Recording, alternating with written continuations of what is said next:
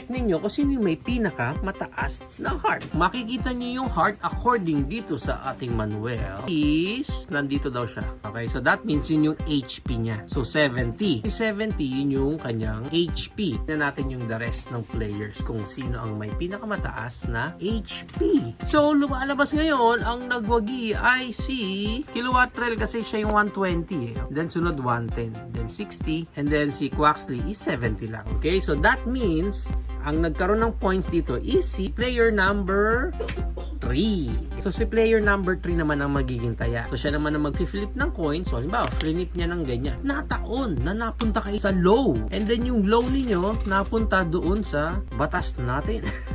According doon sa batas natin, this is the number 2, the weight. Timbangan pala yun. Oo nga naman, weight. And then yung weight is makikita mo dito sa part na ito. 85